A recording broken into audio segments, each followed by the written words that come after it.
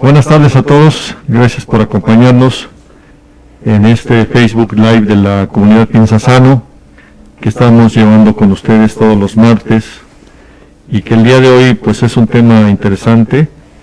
Ya habíamos platicado en fechas anteriores cómo nace esta comunidad Piensa Sano, de llevar información de valor a ustedes para pues un mejor autocuidado de la salud. Habíamos iniciado básicamente con enfermedades digestivas, pero ahora lo hemos ampliado pues a la temática general de la medicina, sobre todo pues buscando temas de actualidad, y pues ante la pandemia que sigue vigente del COVID, consideramos de mucha importancia destacar, enfatizar, explicar con un compañero especialista el tema del por qué le va tan mal, por qué se manifiesta mal la enfermedad en personas que tienen enfermedades que hemos denominado preexistentes, o que en otros lugares también se llaman comorbilidades. Y para eso me da mucho gusto saludar. Buenas tardes, doctor José Juan Sánchez Chamorro.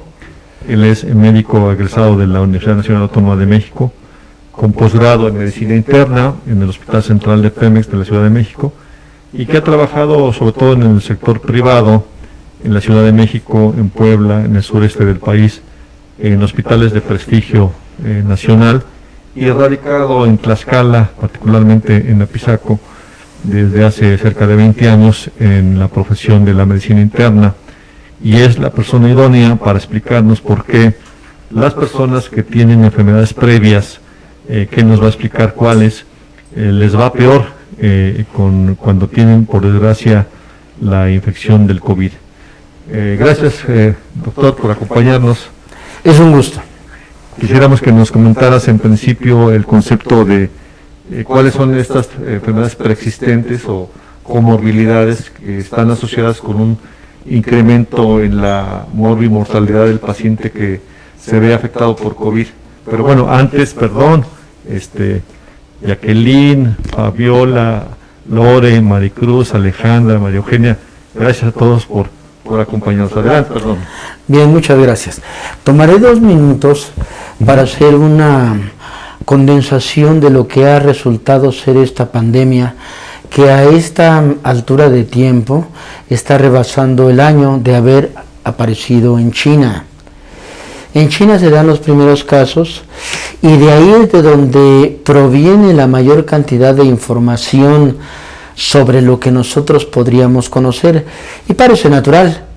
En el foco de origen, ahí se presenta el mayor número de casos, se presenta también las otras características que rodean al padecimiento, y de ahí viene la información, la documentación que uno puede tener, principalmente de ahí.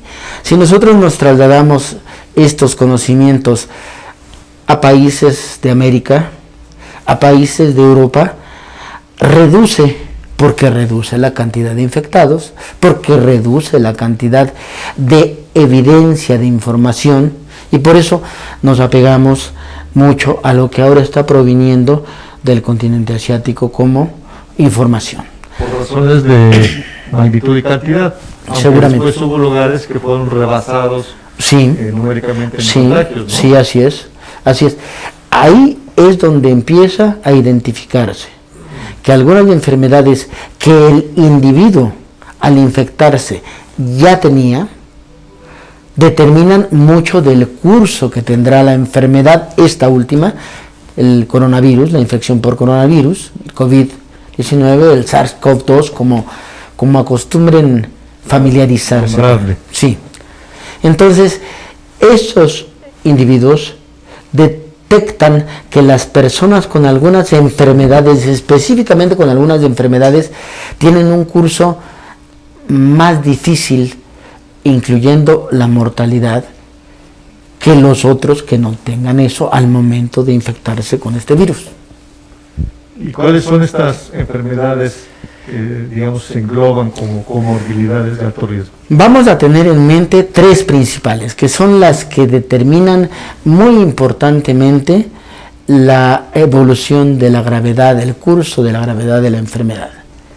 La hipertensión, las enfermedades cardiovasculares y en tercer lugar la diabetes. Son las tres característicamente más significativas en la evolución negativa. Claro. Si bien tal vez no se identifique como una enfermedad específica, el hecho de que alguien tenga sobrepeso, obesidad como un factor aislado, sin que tenga las otras, ¿también se pudiera incluir? Claro, tenemos otras enfermedades preexistentes en personas que se infectan con el coronavirus.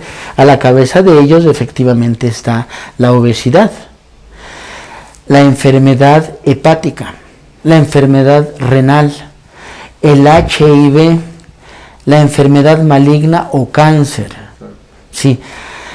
Entonces, estas enfermedades también existentes en personas determinan cierto curso mayor de gravedad, pero tienen una situación en común: no aumentan la mortalidad.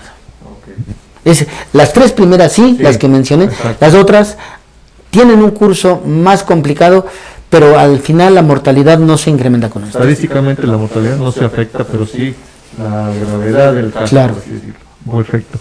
Y estas tres que nos estás comentando, doctor, la hipertensión arterial, ¿sí?, la diabetes y las enfermedades cardiovasculares, ¿qué factores tienen biológicamente la persona que hace que el curso de la infección por el virus sea más agresivo y tenga un pronóstico más grave, más delicado?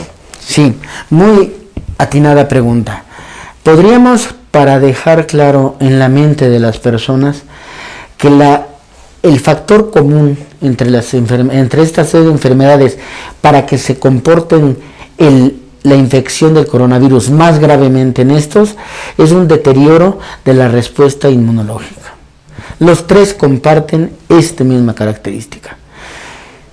De la mano de eso vienen algunas investigaciones ya más profundas, donde determinan que las tres enfermedades tienen un aumento en los receptores de una enzima que se llama angiotensina, convertidora de angiotensina. Las tres enfermedades tienen un mayor número de receptores. Se supo en las investigaciones iniciales que estos receptores determinaban la entrada del virus a la célula del huésped. Y de ahí su importancia. De ahí la importancia, las tres comparten esta característica. Perfecto. Nos comentabas entonces de un proceso o de una preexistencia de una respuesta inmunológica, digamos, disminuida, sí, por así decirlo. También se habla de que en muchos de estos casos lo que podría denominarse un proceso inflamatorio preexistente también. Sí, eso se estudió mucho en el caso de la obesidad. La obesidad por sí sola es un estado inflamatorio existente, siempre. El paciente obeso tiene un estado proinflamatorio, como usted lo está mencionando correctamente, con la presencia de unas moléculas inflamatorias que favorecen el agravamiento de cualquier padecimiento en ellos. Sí, entonces, en el caso de la obesidad específicamente tienen eso. Las otras enfermedades, en el momento del contacto con el virus, van a tener esa misma respuesta. Entonces, en la obesidad sí podemos decir que hay, como en una plática señalábamos, y alguien decía, es como echarle el cerillo al galón de gasolina, de que hay mucha grasa, hay muchas calorías, hay un proceso previo inflamatorio que es pues prácticamente prender fuego, ¿no? En la obesidad. En las otras tres se señala y subrayas más que es un estado inmunológico deprimido. ¿Es correcto? Exacto. Ahora, una vez identificados estos factores de riesgo y que ya al paso de un año se ha visto que tienen mayor morbilidad, es decir, les da la enfermedad con mayor severidad y tienen una mayor mortalidad, ¿qué consejos podemos irle dando a nuestro público? Decirles, a ver, primero, ¿qué hacer? Si ya saben que tienen la enfermedad, ¿qué cuidados deben tener? Tendríamos 3 escenarios diferentes. Aquellos que ya saben que tienen una enfermedad de meses o años, como las que hemos mencionado: diabetes, hipertensión, enfermedad cardíaca. 2, aquellos que no saben que tienen esa enfermedad y que al momento de hacerse estudios concomitantemente por si están infectados o no, aparecen datos que demuestran que tienen la glucosa elevada, que al medirles la presión arterial están por encima de las cifras normales, o que en algún momento tienen o inician con algún padecimiento cardíaco, trastornos del ritmo, por supuesto isquemia del corazón, y eso los pone en un escenario diferente. Y aquellos, el tercer escenario es que ya conocen la enfermedad que tienen, se infectan y las enfermedades que tienen están en mal estado, mal controladas. Para el primer caso, es decir, ¿cuál sería una sugerencia importante? Yo me diría, bueno, como dices, el caso es los que no saben que están enfermos, no se conocen hipertensos, no se conocen diabéticos, no saben que están enfermos del corazón, pero que, dicho sea de paso, la hipertensión, la diabetes, ¿sí?, se les ha conocido como los enemigos silenciosos. Entonces, uno dice, oye, tú estás, no, yo estoy sano, pero porque tiene o no tiene el hábito, o tiene el mal hábito de no checarse. Y de repente va con alguien, le toman la presión. Tienes ligeramente alta la presión, pero a lo mejor es un poquito de estrés y no le da seguimiento, ¿no? O en un momento dado, oye, ¿cuándo te checaste el azúcar? No, pues ya hace un par de años, pero realmente no tengo familiares diabéticos, pues no se considera como de riesgo. Pero no me dejarás mentir, ya hay un número mayor de diabéticos que no tienen factores hereditarios. Entonces, ¿qué le sugerimos a la población? Un chequeo. Si estamos en pandemia, un chequeo y decir, caray, soy prediabético, caray, mi cifra de presión no está tan buena. ¿No sería una buena consejo? Completamente de acuerdo. Las condiciones que actualmente vive la humanidad han cambiado. Todos lo sentimos, todos lo vivimos y todos lo sufrimos. Estamos aislados, estamos temerosos, tenemos noticias de personas cercanas a nosotros enfermas. Bien, sí. Han fallecido. Exactamente. Ha cambiado, nuestra realidad ha cambiado. Aquellos dogmas, aquellos cánones de otros tiempos tienen que recibir una actualización, un trato real, en tiempo real diríamos, si estamos hablando de electrónica. Los pacientes en otro tiempo decían, no siento nada. Las personas, si no siento nada, mi pensamiento básico es, no tengo nada. Sí. Y por lo tanto, el hacerme una evaluación adicional que detecte algo que nadie puede detectar, los niveles de azúcar, la existencia o no de hipertensión, como usted puntualmente lo justificó, como enemigos silenciosos. Bueno, no se podrá saber si los tenemos, excepto si los medimos.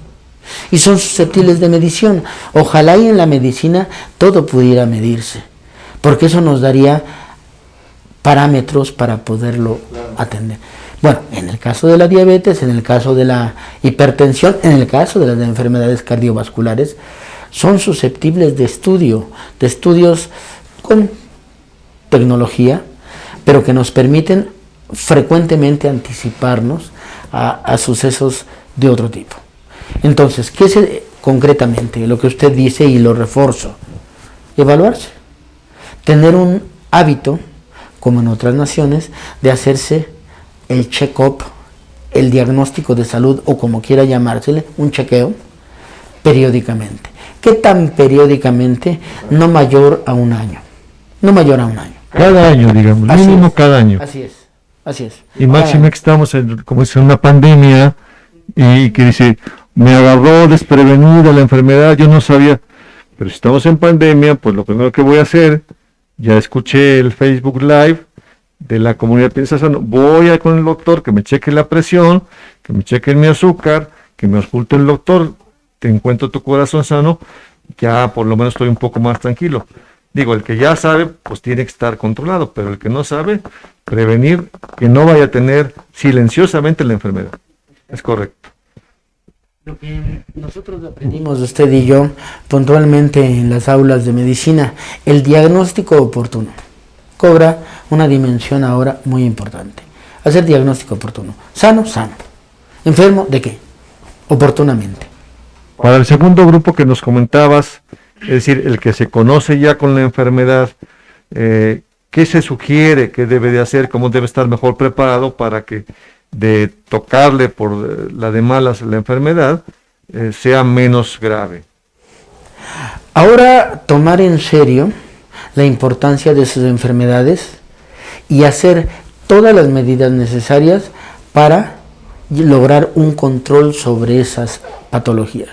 Las alteraciones que esto produce deben estar dentro de los valores normales, invariablemente. Si tengo hipertensión, tengo que hacer los esfuerzos y las indicaciones que me dé el médico y los medicamentos que deba tomar a tiempo para controlar la presión. Tengo un paciente en el consultorio que tiene hipertensión. Ocupa un puesto en vigilancia muy importante y dice, no puedo tomar los alimentos a la hora que usted me dice. No puedo llevar mis medicamentos y tomarme. Eso no puede hacerse. No debe hacerse. Porque de la mano de eso lleva el riesgo de complicarse. No, redoblar los esfuerzos. Tiene que hacer algún ajuste, hacer algunos arreglos en su trabajo para que eso se le permita. De otra manera, el costo sería mucho. Perfecto. Entonces, el que no sabe, bueno, todos hacemos un chequeo, ¿sí?, preventivo. Quienes ya saben, pues tener como relojito la presión, el azúcar, etcétera, ¿no? Y bueno, el doctor nos está mencionando algo muy importante. Son enfermedades que realmente de manera muy sencilla se puede saber si las tengo o no las tengo. Y que además ya su médico, el internista, el cardiólogo, el endocrinólogo, gentes con el perfil para este tipo de enfermedades, les explicarán que los parámetros han cambiado. Yo me acuerdo hace mucho que, bueno, decían, si tú para que seas hipertenso, tu presión arterial debe estar, la de abajo, que le llamamos la diastólica, en 90. Me acuerdo mucho de la cifra de 90. Pero bueno, me pasó que con el paso de los años, alguien me explicó, ya cambió el concepto, y ahora no queremos que haya personas que tengan más de 85.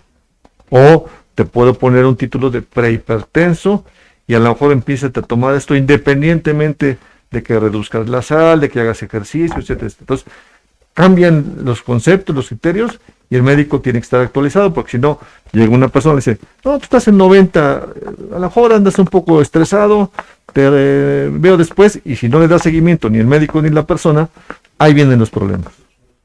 ¿De acuerdo? Sí. Bien. Sí. El que mantengamos la vigencia en la vigilancia de estas enfermedades, el médico, me refiero al médico, significa estar revisando las actualizaciones que de eso se dan. Y efectivamente, las medidas, las mediciones, los parámetros cambian porque aparecen otros datos. Las personas que tenían 90 de presión arterial, 89 de presión arterial, se están infartando. No, pues está mal esto. Entonces tienen el mismo riesgo que aquellos tenían 95. Tenemos que reducir el margen para proteger a la población. Es con propósito de proteger al mayor número de personas posibles al reducir eso. No quiere decir que debamos amarrarnos el dedo con un hilo, no, sino en base a las evidencias. ¿Qué está pasando? Personas de este tipo, con el azúcar sucedía lo mismo. 120, perfecto. Ahora no, 110, no más de 110. Usted tiene 117, es prediabético, señor. Y hay que tomar otras medidas. Exacto. Ahora, pues hablando ya de la parte preventiva y que ante una nueva vida que se nos está presentando, quisiéramos ir comentando detalles como, obviamente, cómo podemos, aparte del manejo médico, las indicaciones precisas, digamos, recomendaciones, el ejercicio. O sea, sabemos que en estas enfermedades a veces van asociadas del sedentarismo, de la inmovilidad, y ahora pues muchos estamos confinados dentro de lo que se puede, tenemos que salir a hacer algunas actividades básicas, laborales, indispensables, pero la gente también dice, no, pues yo no salgo a la calle porque pues allá afuera está el virus, voy a ir a agarrar el virus. Entonces, ¿qué nos podría decir en relación a qué riesgo tenemos si salimos a caminar a la calle? La transmisión del virus requiere de un vector y un huésped. Todas las enfermedades virales se comportan del mismo modo. Bueno, el vector en este caso es lo que lleva al virus a que ingrese al huésped, al que se va a infectar. Son las partículas de saliva, las partículas aéreas del individuo que tiene el virus. Si nosotros salimos a caminar en lugares abiertos, con una distancia mayor a 2 metros, aun cuando no llevemos un cubrebocas, porque el llevarlo y realizar actividad física a veces no es tan sencillo, no nos expondrá. Se hicieron también muchos análisis y muchas elucubraciones de cuánto tiempo duraba el virus en el aire y a qué distancia podía uno adquirirlo, si sobre las superficies de metal, de plástico, en fin. Ahora sabemos que las mismas medidas que dijeron al principio siguen siendo válidas. Entonces nosotros, al salir específicamente en la pregunta que usted me hace, que es muy, muy acertada, podemos salir a tener actividad física en espacios abiertos donde sea menos probable que topemos con personas, y de esa manera nosotros no tendremos ningún riesgo y sí muchas ventajas. Muchas ventajas. El virus no anda volando y tengo que cerrar la puerta porque se va a meter. Perfecto. No. Es importante este concepto porque pues, nos debe quitar el temor de decir, voy a salir a caminar, digo, a lo mejor salgo y estoy en una zona urbana. Bueno, pues si estoy en la acera y es un lugar despejado, ¿sí? O puedo llevar un cubrebocas sencillo, a lo mejor ya voy bastante protegido, por así decirlo, y estoy coadyuvando a mantenerme más sano, ¿sí? Porque estar confinado también genera estrés y es un ciclo vicioso. Salgo, me distraigo, respiro mejor, fortalezco mi musculatura, la circulación. Entonces es todo de beneficio sin riesgo, ¿de acuerdo? Ahora, y como nos comentabas de que el factor central de que estas personas, el doctor mencionaba ahí de algunas sustancias, algunas enzimas que se ven ahí modificadas en este proceso de estas personas con estas enfermedades preexistentes y vinculados con la inmunología, la respuesta inmune. ¿Qué se puede hacer para mejorar el estado inmunológico en general, preventivamente? El estado inmunológico, se propusieron muchas sustancias como inmunomoduladores, como antiinflamatorios, como sustancias llamadas oligoelementos o vitaminas, y efectivamente podrían todas guardar algún significado en esto. Pero si nosotros vamos a la parte más viable en la vida, es nutrirnos correctamente, tomar efectivamente algunos suplementos durante ese tiempo, principalmente los componentes vitamínicos y los minerales, que ya vienen en preparaciones disponibles para una fácil digestión de esto. Entonces, Creo que nada más eso, no hay necesidad de hacer cambios en la alimentación normal de nosotros, normal. Cuando hablo de normal, equilibrada en cantidad, equilibrada en calidad, suficiente, y tenemos esto garantizado. Claro. Por ahí tuvimos una plática en ese sentido y yo les transmitía, puede haber variantes porque por supuesto se está aprendiendo en todo el mundo de este virus, pero hay algunas vitaminas, algunas sustancias que se sabe ayudan al proceso inflamatorio, a disminuirlo, y yo les comentaba de un estudio que existe, un protocolo, de decir, sobre todo decían, personas como los médicos que tienen una exposición mayor por su cuestión laboral, que no les falte la vitamina C, la vitamina D3, el zinc, ¿verdad? Sí. E inclusive, y decían, bueno, también para el público en general, que tiene que dormir bien, y si se interrumpen los círculos del sueño-vigilia, la melatonina también se ha demostrado que tiene un poco efecto antiinflamatorio.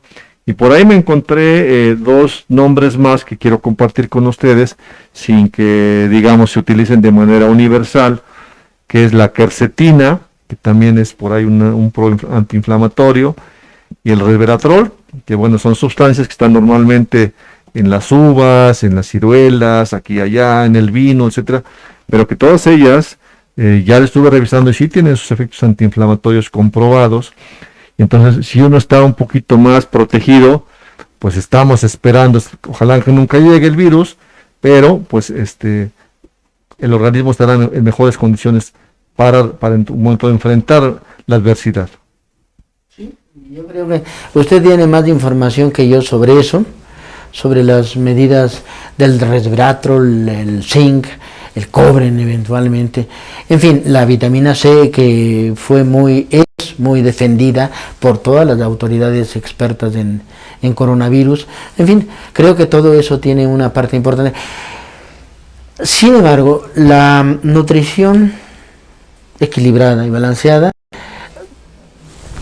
abarca esta parte. Sí, cierto. Es necesario, como usted lo menciona, incrementar la cantidad de vitaminas. Ahora se sabe, y desde hace muchos años se sabe, no es perjudicial.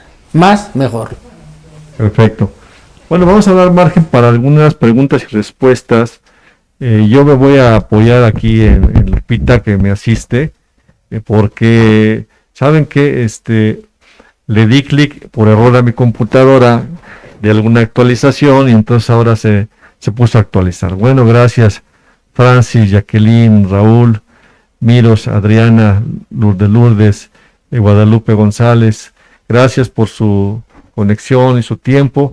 Vamos a ver si hay preguntas sobre el tema que nos ocupa, que es estas personas que tienen hipertensión, diabetes, enfermedades cardiovasculares, se ven afectadas con mayor intensidad por la infección del coronavirus, en morbilidad, en la severidad, gravedad de la enfermedad y numéricamente en la mortalidad. Entonces, estar preparados, hacerse un chequeo, estar bien como relojitos en estas enfermedades para, obviamente, tener menos desventaja ante la adversidad.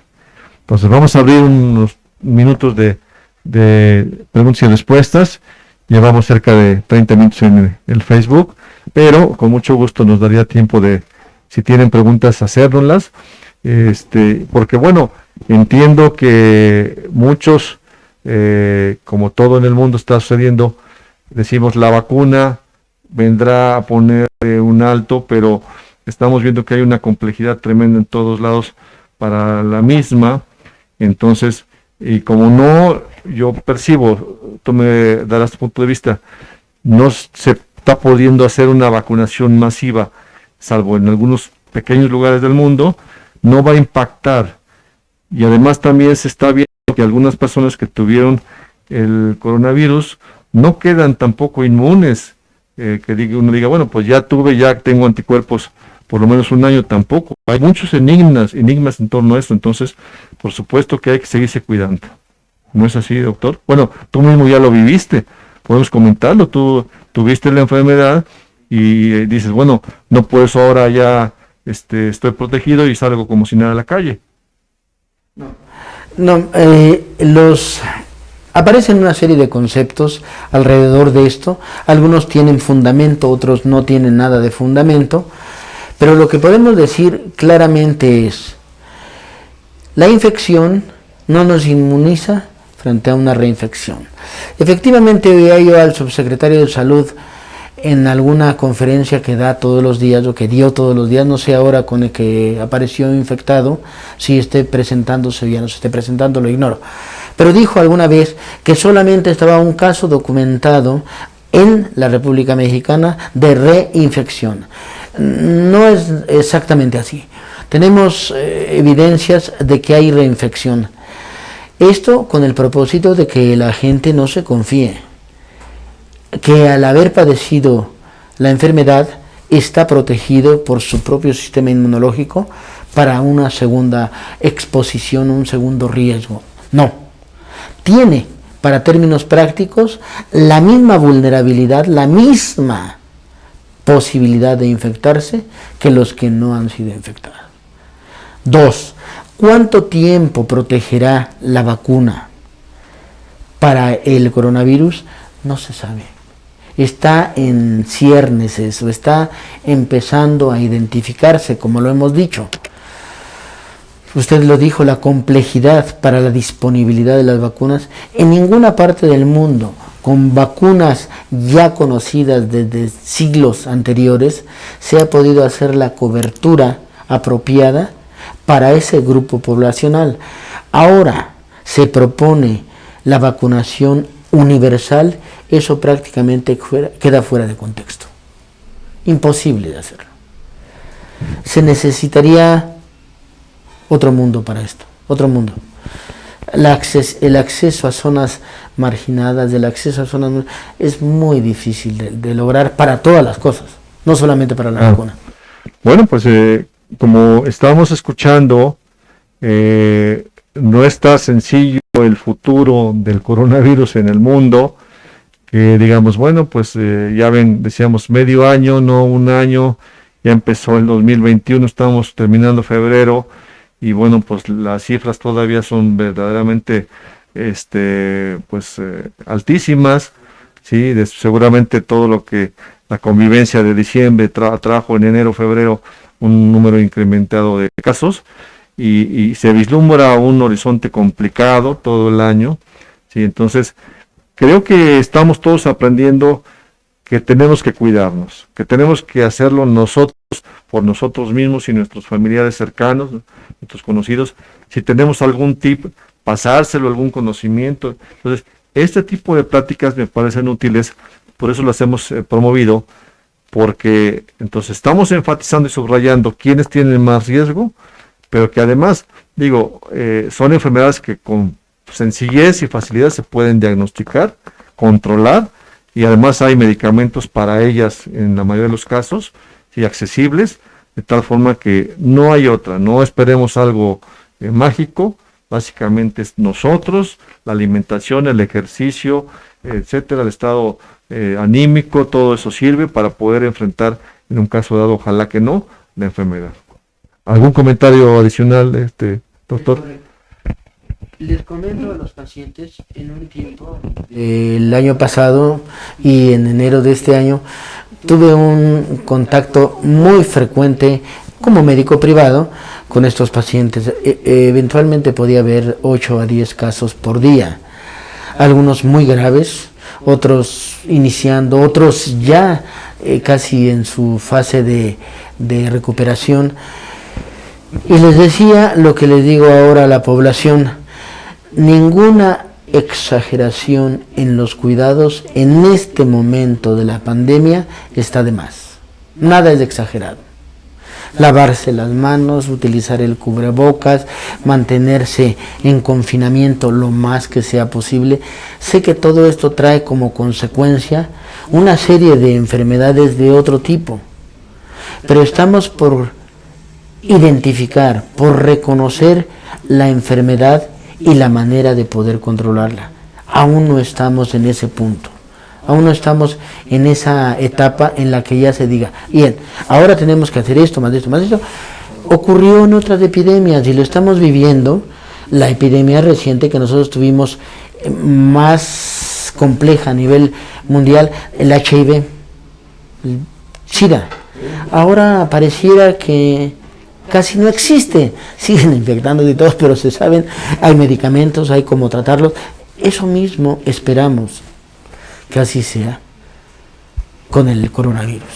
Sí, porque dicho sea de paso, ante los virus, son pocos los medicamentos antivirales que han comprobado eficacia, entonces también no es por ahí que se esperara, ya se descubrió, y a veces yo enfatizaría mucho tener mucho cuidado con las noticias, porque a veces ya descubrieron el tratamiento del coronavirus. No, a lo mejor es un grupo que hizo un estudio y dice, bueno, los esteroides, los derivados de la heparina, etcétera, sirven, pero no es que esté descubriendo un tratamiento, está enfatizando lo que ya con miles de casos en el mundo, dice, bueno, en determinada etapa de la enfermedad, ¿sí?, utilizar tal o cual medicamento. Entonces no está por demás ningún cuidado, autocuidado. Ahora nos hemos familiarizado con el oxímetro de pulso, ¿verdad? Creo que es algo que hay que señalar. Les hemos platicado en la reunión anterior que la enfermedad tiene un ciclo, es decir, desde el momento en que viene el contagio, el día que empieza el contagio, empieza la replicación viral hasta el día 4, 6, 7, ¿sí? Y después viene ya el periodo sintomático, o sea, hay una etapa asintomática, viene el periodo sintomático, y después del periodo sintomático, unos días más adelante, a partir del día 10, 12, puede haber cambios respiratorios. ¿Sí? No son bruscos, o sea, porque ayer nada menos un compañero me decía, yo tengo mi oxímetro de pulso médico y diario me lo checo. Bueno, tampoco va a ser que de un día a otro esté el oxígeno bajando, si es que no ha tenido la etapa preliminar. Sin embargo, sí enfatizamos un concepto que tú no me dejarás mentir, de la famosa llamada hipoxia feliz. Es decir, personas que la enfermedad no les ha causado signos o síntomas mayúsculos, transcurren su vida normal y sin darse cuenta empiezan a oxigenar menos. Ya están entonces en la segunda semana de la enfermedad, ¿sí? Pero como fueron síntomas menores, pues no la están sintiendo y entonces de repente no sienten falta de aire, no sienten fatiga, y de repente, caray, se sienten mal, y cuando se sienten mal, ya la oximetría marca que tienen cifras peligrosas. Por eso que se llama la hipoxia feliz, no se dan cuenta. Entonces, por eso sí es importante hacer un esfuerzo de tener el oxímetro en pulso, oximetría de pulso. No sé si sea correcto el comentario. Es magnífico. Tener algunas herramientas a disponibilidad, probablemente no se requiera tener el instrumento cada una de las personas, pero si uno en la familia, en ese domicilio existe, es más que suficiente. Segundo punto, si tenemos también la posibilidad de un aparato para medir el azúcar, también es importante, más aún cuando en nuestra familia o en nuestro ámbito existe un paciente con diabetes. Bueno, nosotros tenemos también la posibilidad de medir eso, ya se ha identificado que es exactamente lo mismo que ocurre en el laboratorio, en fin, no hay diferencia, no hay falla en eso. Entonces, creo que esas dos herramientas podrían hacerse. Y en el caso, es de lo que estamos hablando, y en el caso de la hipertensión, acudir con un médico que le mida la presión arterial al paciente, es muy importante. No pasa nada con eso. Pues digo, como estamos viendo, son enfermedades que pueden poner en un gran hándicap negativo a las personas, pero que hay mucha forma de tenerles atención para tenerlas controladas en la casa. De hecho, hay personas diabéticas que saben hacerse su dextrostix en la yema del dedo, o hay una pastilla o una cinta reactiva que se pone en la orina y pueden detectar qué cifra tienen, ya se conocen ellos, dominan perfectamente eso y no es complicado. Hay personas hipertensas que tienen su aparato para checarse la presión cotidianamente en casa, o un familiar lo hace. Entonces es un aparato sencillo, accesible, ¿sí? Y entonces ya tenemos ahí forma de, en un momento dado, poder estar más estables, ¿no? Vamos a ver. Una pregunta que, bueno, no habrá tal vez respuestas específicas. ¿Cuántas veces se puede recontagiar a una persona? Son preguntas que están en el aire todavía. No se sabe todavía porque no ha ocurrido el tiempo suficiente para que podamos tener datos estadísticos confiables. Ahora, una persona, ¿qué tiempo debe esperar que tuvo COVID para poderse vacunar? ¿Algún parámetro por ahí? Cuando el periodo ha pasado, el periodo establecido de 3 semanas de la enfermedad, y el paciente está clínica y con sus parámetros, clínicamente, y sus parámetros muestran recuperación total, se puede vacunar. Sí. Esa es más o menos 3-4 semanas, son las cifras que se maneja a nivel mundial, ¿no? Sí. Una persona que ya está asintomático durante 3-4 semanas después de haber tenido el problema, ya se puede vacunar. Y ahora señalan, pero sí habrá que esperar un poco porque falta mucha información. Dicen que tal vez quien ya tuvo COVID, ¿sí? En aquellos que tengan que vacunar y les toque la vacuna de 2 dosis, tal vez con una sola dosis queden con cierta protección, pero lo ideal es cumplir el protocolo de vacunación. Así es, cumplirlo en tanto no haya evidencia. Exactamente. No hay evidencia, no hay mediciones. Recordemos que aparece mucha investigación en esto. Recordaron ustedes que decían, y las personas infectadas desarrollaban anticuerpos, y si se tomaba el plasma de esas personas podían pasárselo a otros que estuvieran enfermos y podían mejorar. Todas esas cosas fueron descartadas precisamente porque no demostraron mayor beneficio. Lo mismo pasa en este caso. Si tenemos el contagio y queremos una sola dosis, tenemos que esperar más tiempo para demostrar esto. Perfecto. Bueno, pues estamos ya llegando a los 45 minutos de esta charla interesante con el doctor José Juan Sánchez Chamorro, médico especialista en medicina interna. Y pues queremos agradecerles a ustedes la paciencia de habernos acompañado en este Facebook Live de la comunidad Piensa Sano. Reitero, ya estamos combinando la temática del aparato digestivo con temas diversos, sobre todo de actualidad. Y entonces queremos que nos dejen ahí en sus comentarios el día de hoy, más adelante, que nos sigan en redes sociales. Tenemos varios videos en un canal en YouTube de la comunidad Piensa Sano, que los visiten, que les den like, que se suscriban para que podamos seguir compartiendo información.